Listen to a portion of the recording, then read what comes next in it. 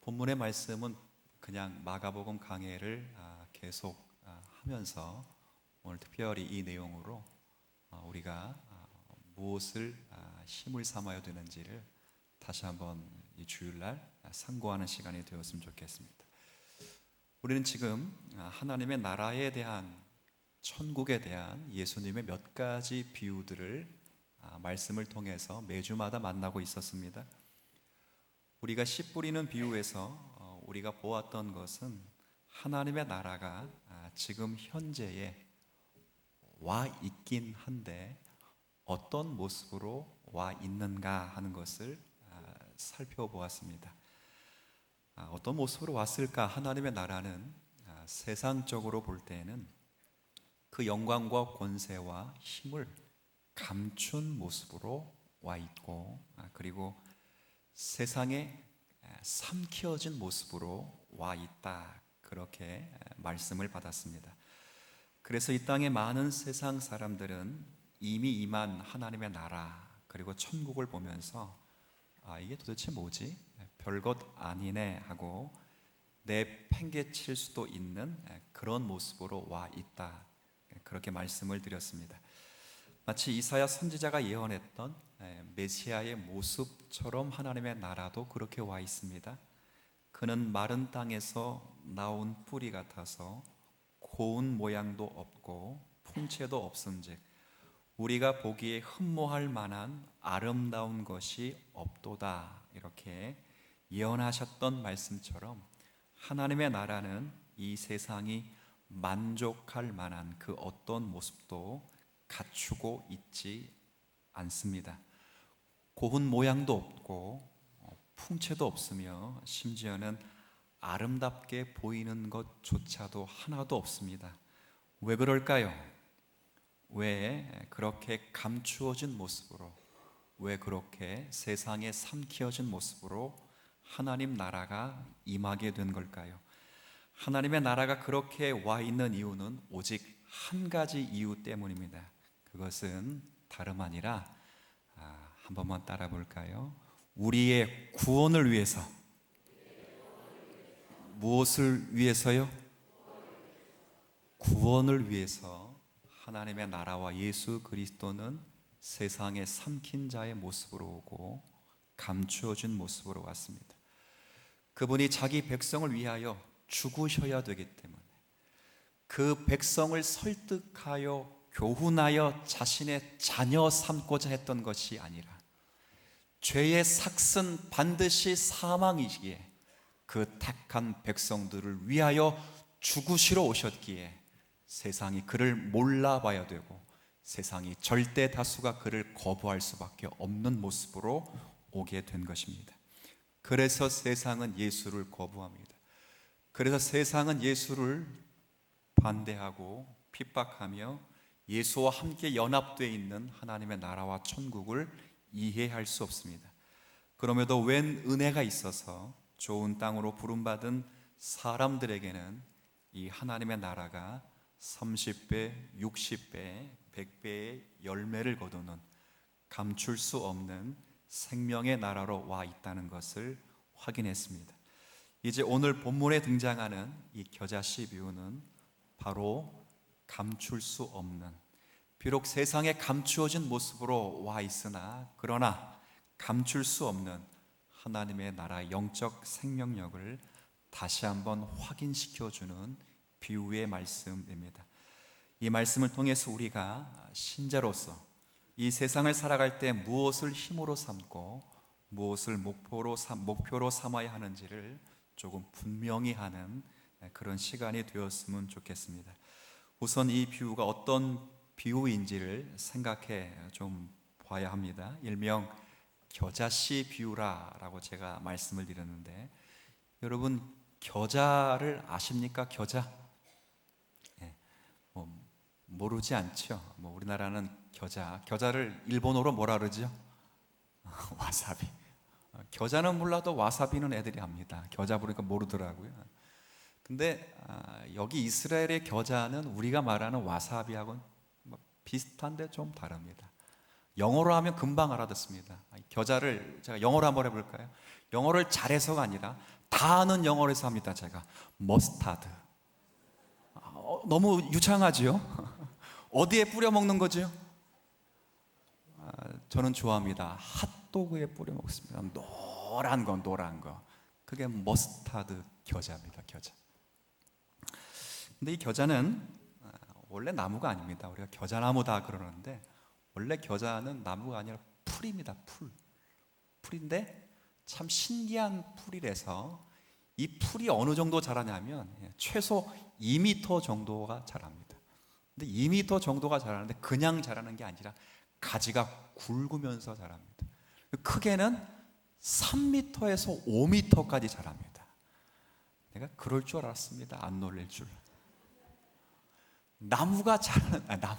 풀이 자라는데 굵기로 굵은 풀로 자라서 5m까지 된다고 생각해 보십시오.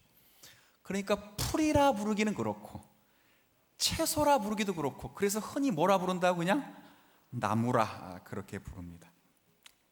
그 씨를 갈아서 겨자를 만들기도 하고 또 향신료로도 사용하기도 합니다. 자, 그런데 이 겨자씨 비유에서 우리가 주목해야 하는 것은 다름이 아니라 겨자가 어떤 나무인지, 겨자가 무엇에 쓰는지 그걸 말씀하고자 아니라 주님께서 이 겨자씨에서 주목하신 것은 이 씨가 모든 씨 중에서 가장 작은 씨라는 것입니다. 31절 한번 읽어주시죠. 여러분 춥습니까? 그랬어요. 그럼 꺼주세요 이제 그러면. 네. 31절 한번 읽어주세요. 시작.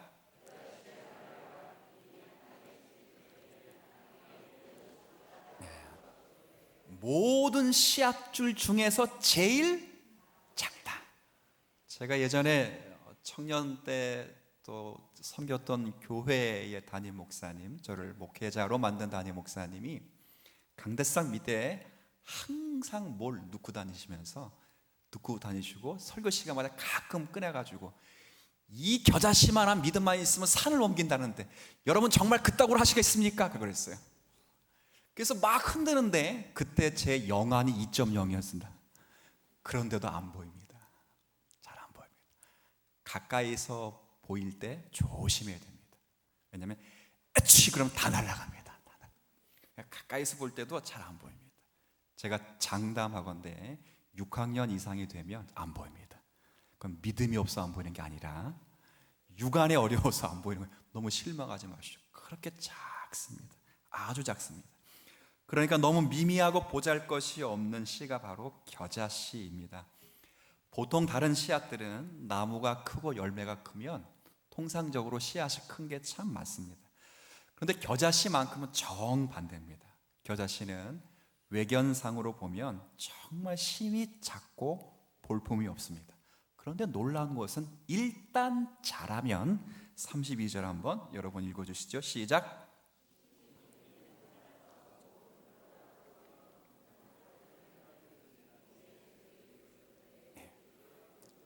이 땅의 모든 풀보다 가장 크고 씨앗은 이 땅의 모든 것보다 가든 근데 모든 풀보다 가장 크고 그 다음에 그냥 가지가 아니에요. 기둥 같은 가지를 내고 그 다음이 제일 멋있습니다.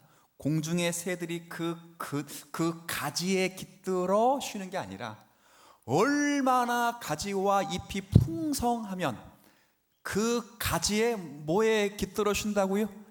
그늘에 쉴 정도로 애들 말로 어마무시한 그런 풀이 되고 생명력을 가지고 있습니다. 그 정도의 생명력을 가지고 있다. 주님은 그렇게 말씀하십니다. 이와 마찬가지로 예수로 말미암아 임한 하나님의 나라 천국도 그와 같은 모습이라 그겁니다. 처음에는 이미 임한 하나님의 나라 예수 그리스도로 말미암아 찾아온 이 천국은 별 볼 일이 없어 보입니다. 사실 예수님의 제자들은 예수님을 따르기 시작할 때 굉장한 기대를 가지고 따랐을 것이 분명합니다. 왜냐하면 그 당시 최고의 슈퍼스타인 세례 요한이 예수를 등장시켰기 때문입니다. 당시 팔레스타인 땅에 사는 사람치고 세례 요한의 영향을 받지 않는 사람은 결코 없습니다. 대단한 영향력을 가졌지요. 설교를 하고 설교를 듣고 죄를 자복한 후에 많은 사람들이 요단강가로 와서 요한에게 세례를 받았습니다. 대단한 영향력을 가진 사람이었습니다. 그런데 그런 분이 나보다 더 위대한 사람이 내 뒤에 나타날 것이다. 나는 그분의 신발끈도 풀기에 감당할 수 없다. 나는 망할 것이고 그분은 흥할 것이다. 그렇게 말씀하셨습니다. 그 이야기를 듣는 많은 사람들이 도대체 이 요한이 말한 그 사람이 누구인가 궁금해했습니다. 요한은 역사의 무대의 뒤편으로 사라져야 될 그쯤 많은 사람들이 궁금할 때 예수님이 짜잔 하고 나타나십니다. 그리고 요한을 따랐던 제자들도 요한을 따르지 않고 이제 예수를 따라다닙니다. 그때 그 분위기, 아마도 그들은 굉장한 기대를 걸었을 것입니다. 왜냐하면 슈퍼스타가 기다려온 분위기 때문에 그렇습니다. 그러나 아무리 예수님을 따라다녀 보아도 별 큰 사건과 기적이 보이지 않습니다. 사실 따라다니는 입장에서는 작은 기적만이 나타날 뿐입니다. 병든 자를 고치고 죄인들과 밥이나 먹고 앉아 노닥거리기를 좋아하는 자였습니다. 그리고 예수님을 믿고 전도해 보았지만 별로 믿는 사람도 없습니다. 이 겨자씨의 비유를 언급하고 있는 다른 본문인 누가복음 13장에 보면 이 사건 직후에 예수의 제자들이 나와서 예수께 이렇게 묻는 장면이 있습니다. 선생님, 아무리 전도하려고 해도 적은 숫자밖에는 따라오지 않습니다. 도대체 이게 어찌 된 일입니까? 이처럼 예수님과 제자들 그리고 일단의 무리들이 사람들에게 미치는 영향력은 아주 미미해 보입니다. 오히려 바리새인들과 헤롯 왕은 더 기세가 등등하여 예수를 죽이기로 작정했고 예수님의 제자들은 점점 궁지에 몰리게 됩니다. 심지어 예수님의 가족들까지도 예수님을 반대하는 것처럼 보입니다. 그때 많은 사람들이 생각합니다. 과연 예수님께서 도래시킨 그 천국 하나님의 나라는 어떻게 되는 것입니까? 여러분, 세례 요한이 처음에 예수를 소개하기 위해 역사에 등장할 때 유대 광야 땅에서 처음으로 외친 말이 뭐지요? 회개하라. 천국이 왔습니다. 하나님의 나라가 왔습니다. 도끼가 그 뿌리에 찍혀 있기 일보 직전입니다. 예수가 오시면 하나님 나라가 완성되고 모든 심판을 쏟아부어 하나님의 나라를 회복시킬 것입니다. 그러나 그 나라가 왔습니다. 수년을 쫓아다녀도 그 나라의 기미는 조금도 보이지 않습니다. 점점 핍박을 당합니다. 점점 궁지에 몰립니다. 점점 죽이려고 작정하는 사람이 많아집니다. 믿음은 쪼그라듭니다. 기적은 점점 쇠하여집니다. 하나님의 나라는 날아간 듯 없어진 현장에 부딪히게 됩니다. 제자들이 지칩니다. 하나님의 나라가 임했다는데 왜 그 나라는 이 모양입니까?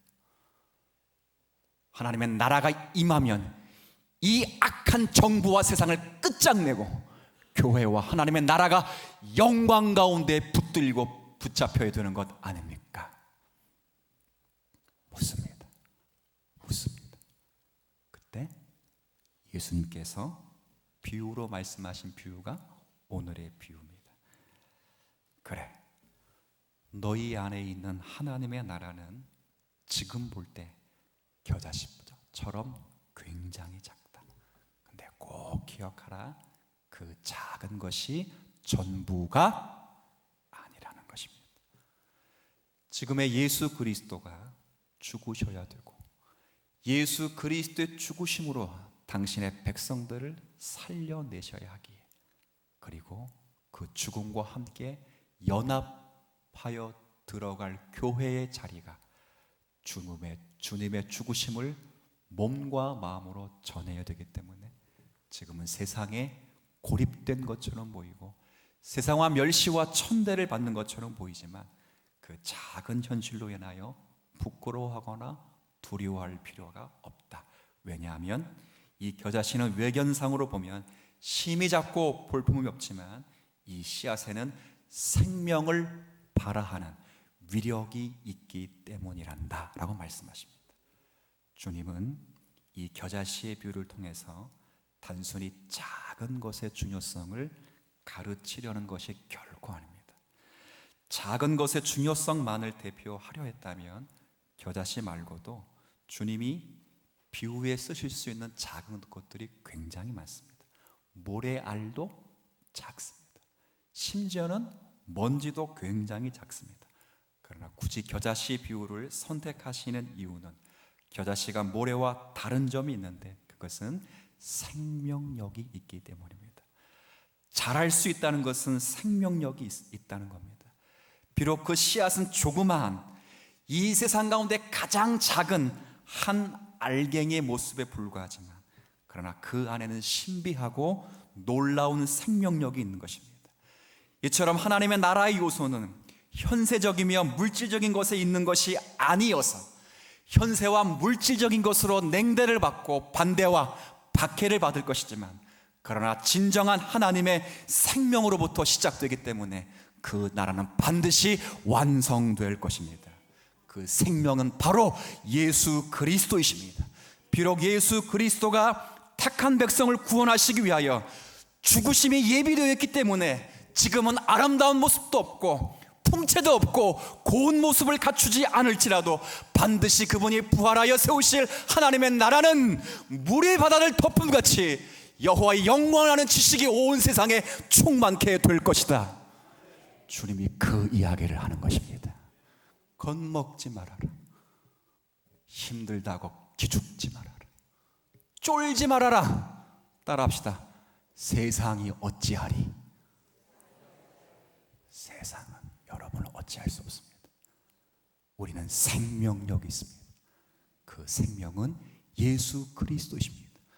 예수 그리스도는 병을 극복하시거나 예수 그리스도는 가난을 극복하신 것이 아니라 예수 그리스도는 무지를 극복하신 것이 아니라 예수 그리스도는 죽음을 극복하셨습니다.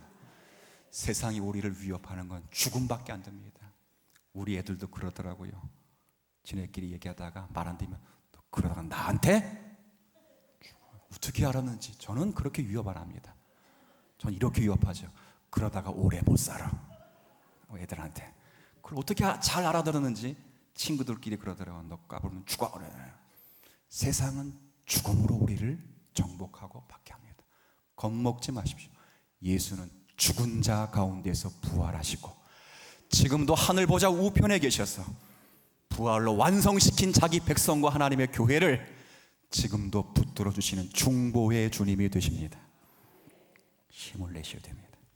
그분이 우리의 생명이시고 예수님이 우리의 능력이시며 그분이 복음이십니다. 그분이야말로 우리의 길이요 진리요 마지막에 생명이십니다. 이 생명 되신 예수 그리스도께서 이 땅에 오신 이상 하나님 나라는 기필코 이루어지고 말 것입니다. 그러니 우리 안에 심겨진 그리스도의 생명과 그 생명의 연합체인 교회를 과소평가하지 말라는 것입니다. 그 교회가 세상 앞에서 손가락질을 당하고 박해를 받아도 기죽지 말라는 것입니다. 이 세상과 비교할 수 없는 생명력을 가지고 있기 때문입니다. 그리고 반드시 많은 택한 백성들의 쉼이 되고 택한 백성들의 구원의 방주가 되며 위로가 될 것이기 때문입니다. 마치 무슨 씨앗처럼요. 그렇지. 여러분, 이 세상의 힘은 뭐지요? 이 세상의 힘은 얼마나 그 힘이 진리의 말씀이냐면 요한계시록에 세상의 힘을 딱 못 박아 두었습니다. 세상을 상징하는 바벨론의 명사를 나올 때 항상 형용사로 혹시 기억나세요? 제가 뭐라 그랬는지? 큰 겁니다. 세상을 수식하는 요한계시록이 수식어는 딱 하나입니다. 큰 겁니다. 교회를 수식하는 형용사는 거룩하고 아름다움 두 가지입니다. 그러나 세상을 수식하는 수식어는 딱 하나예요. 뭐라고요? 큰 거예요. 일단 크고 봐야 돼. 크고 봐야 돼. 크고 봐야 돼. 세상은 큰 게 힘입니다. 그래서 세상은 양의 큰 가치와 비중을 둡니다. 특히 우리 한국 사람들은 조그만한 나라에 태어나서 그런지 유달리 큰 것을 좋아합니다. 그래서 나라 이름부터가 뭐지요? 그냥 대한민국이 아닙니다. 대한민국입니다. 우리나라의 최고의 수반을 뭐라 부르죠? 대통령입니다. 근데 영어는 그렇게 안 쓰죠. 프레지던트라고 쓰죠. 프레지던트가 뭐지요? 대통령이죠. 프레지던트가 사회자입니다. 사회자 원래 의미는. 그렇죠. 근데 우리는 일단 큰 게 좋습니다. 대통령입니다. 최고의 학부를 뭐라 부르죠? 대학교, 대학원. 서울 나가 보십시오. 별것도 아닌데 대로래, 대로. 강남대로, 양재대로. 제가 외국 나가 보니까 외국 나가야 반쪽도 안 되는 거, 그렇죠? 그리고 다리 만들어 놓고 조금만 걸어가도 다 무슨 대로라, 뭐라 불러요? 대교라, 대교. 안양대교. 걸어서 3분 걸리대요. 제가 안양 살 때 건너 보니까 최소한 차를 타고 40분 정도는 가야 뭐라 불러요? 대교라 불러야 되는데 얼마나 큰 거를 좋아하는 줄 모릅니다. 그래서인지 무엇이든지 크고 강하면, 그리고 크고 많으면 감탄하고 그 가치를 인정하고 맙니다. 그러나 작거나 약하거나 적으면 소홀히 대접합니다. 무시하기도 하고 멸시하기도 하고 아예 관심 밖으로 밀어내버리기도 합니다. 하지만 주님께서는 우리 안에 있는 하나님의 나라가 비록 세상 사람들 앞에 있어서는 쳐다보지도 않는 사소한 것처럼, 작은 것처럼, 초라한 것처럼, 연약한 것처럼 보일지라도 이 나라는 생명력이 있기 때문에 반드시 강력한 나라라는 것입니다. 왜요? 우리 안에 그리스도의 생명력이 있기 때문입니다. 그리스도는 우리가 부활시키지 않았습니다. 그리스도는 스스로 부활하셨고 하나님의 능력을 힘입어 부활하셨기 때문에 우리 안에 그리스도의 생명이 있으면 이 생명은 우리의 연약함과 부족함과 세상의 박해를 뚫고 주님이 마땅히 이루실 권능의 자리로 성장하게 되어 있습니다. 기대감을 가지셔야 됩니다. 의의 나라로 완성됩니다. 오늘날도 마찬가지입니다. 아주 미약하게 시작된 복음운동은 점점 그 세력을 확대하고 견고하게 하여 강한 하나님의 나라로 발전해 가는 것을 볼 수 있습니다. 그 당시 예수 그리스도와 그의 제자들을 박해했던 로마 시대가 무너졌고 그 시대로부터 살았던 기독교가 로마를 힘입어 그리고 로마를 넘어 전 세계에 주의 복음이 증거된 것처럼 지금도 그렇게 됩니다. 한국 교회를 초창기를 보십시오. 초창기 한국 교회 역사 가운데 한국에 와서 복음을 전했던 선교사님들 중에 로버트 토마스라는 선교사가 있습니다. 한국 교회사는 이분을 한국 교회의 최초의 순교자라 그렇게 기록을 합니다. 물론 최초의 선교사라고 기록하지 않는 이유는 이분이 선교를 하러 왔다 바로 말 한 번 못 꺼내고 죽습니다.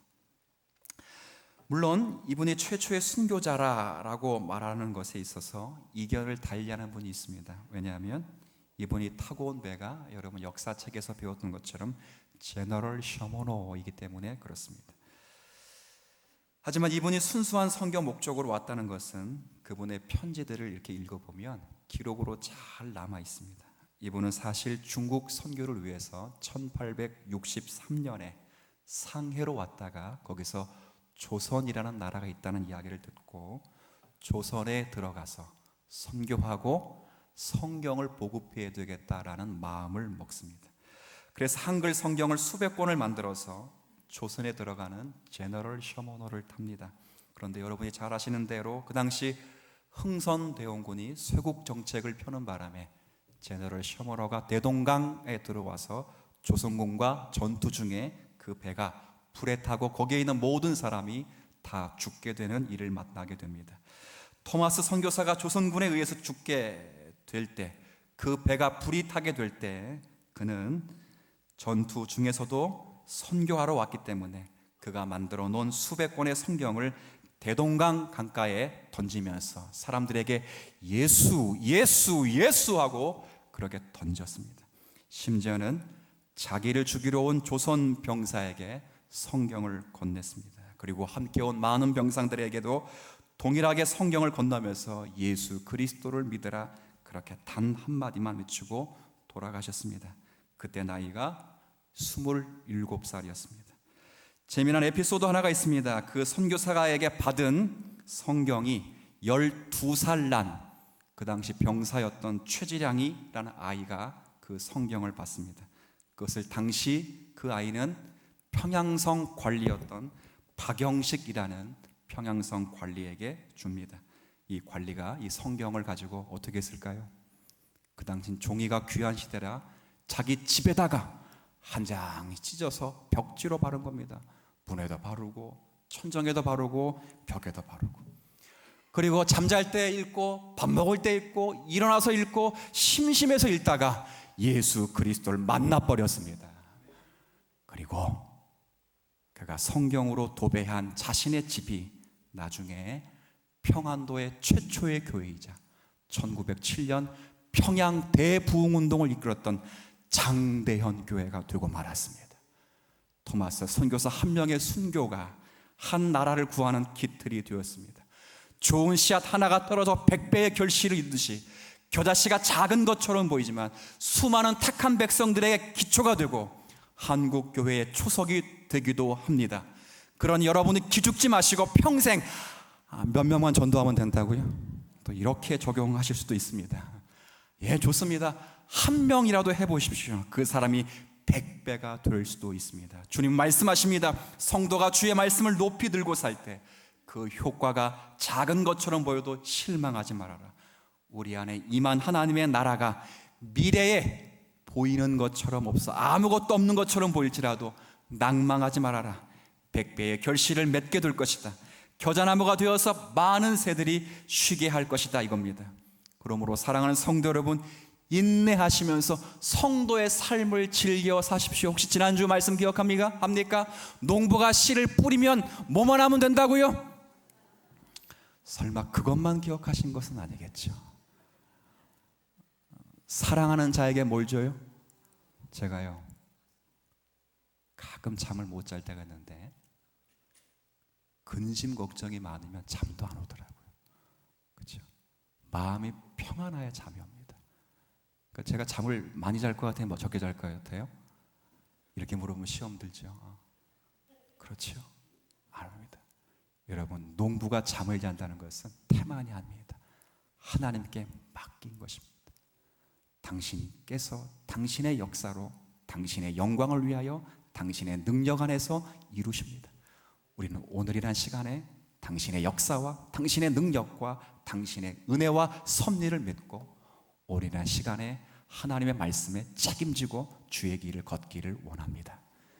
그 은혜를 걸으십시오. 거기에 하나님의 나라의 완성된 모습이 보일 것이고, 지난 6개월 동안 은혜 가운데 왔다면 다시 6개월을 전진하여 이 씨앗이 겨자씨인 고로 세상에 감추어진 모습 때문에 여러분이 또 다른 고난과 핍박과 박해가 올지라도, 멸시가 올지라도 쫄지 마시고, 연말이 되고 하나님의 나라가 완성될 때 여러분도 상상할 수 없는 그늘이 되어서 많은 택한 백성들의 위로자가 될 것을 기대하며 오늘의 말씀을 받는 우리 모두가 되시기를 주의 이름으로 축원합니다.